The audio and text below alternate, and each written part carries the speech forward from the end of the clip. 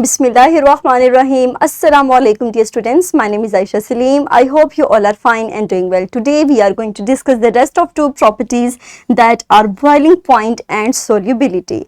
Under our previous SLO जिसके अंदर हमने अपने previous दो processes को describe किया था in which we relate the uses of material to their physical properties. अपने इसी SLO को आज हम complete करेंगे और अपनी rest of the two properties को discuss करेंगे that are boiling point and solubility. So before starting our lesson, quickly tell me that have you ever heard of a news story about a fuel tanker explosion?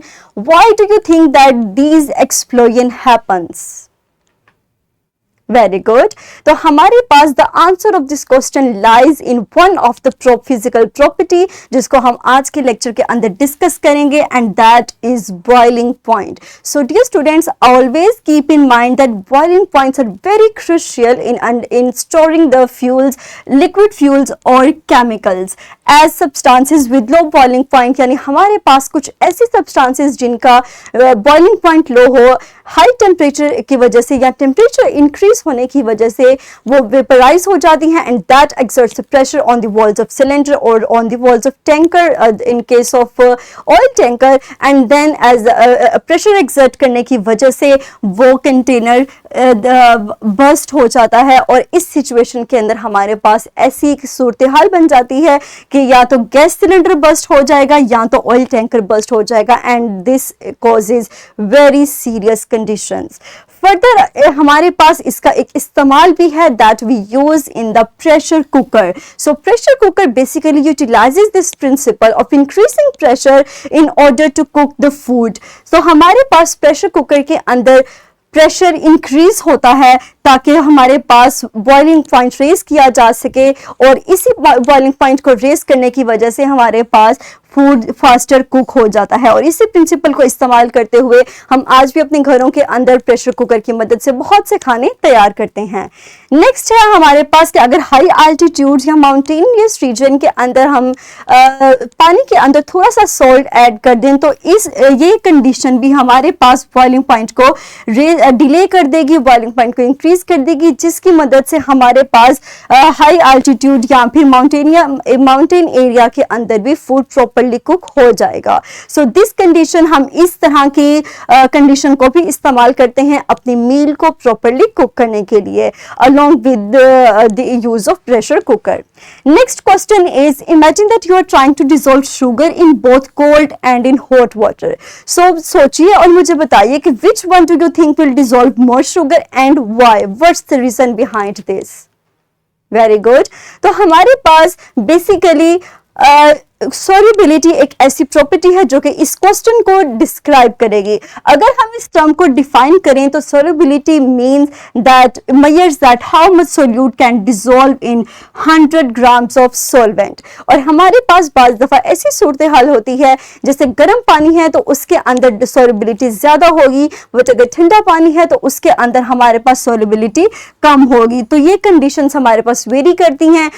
इसके अलावा हमारे पास कुछ ऐसे solvent भी होते हैं जिनके अंदर कुछ सोल्यूट ज्यादा सोल्यूबल होते हैं as compare to the other ones और इसी तरह कुछ सॉल्वेंट हमारे पास ऐसे होते हैं जिनके अंदर सोल्यूट कम सोल्यूबल होते हैं और इसी टेक्निक को इस्तेमाल करते हुए हम एक सेपरेशन करते हैं लाइक ऑयल एंड वाटर. ये दोनों इनविजिबल लिक्विड्स हैं, आप इनको सेपरेटिंग फनल के जरिए से एक दूसरे से सेपरेट कर सकते हैं.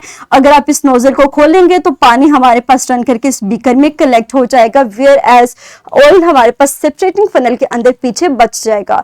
बट हमारे पास एक सेकंड सिचुएशन भी है कि हम इसके अंदर कोई ऐसा सोल्यूट ऐड कर दें जिसके अंदर ऑयल या वाटर ज्यादा सोल्यूबल हो as compare to the second layer. So ये थर्ड लेयर हमारे पास इसके अंदर डिसॉल्व होने वाले मिक्सचर को, इसके अंदर डिसॉल्व होने वाले सोल्यूट को सेपरेट करके अपने अंदर डिसॉल्व कर लेगी and the rest of the liquid will be flow out with the help of this funnel into this beaker.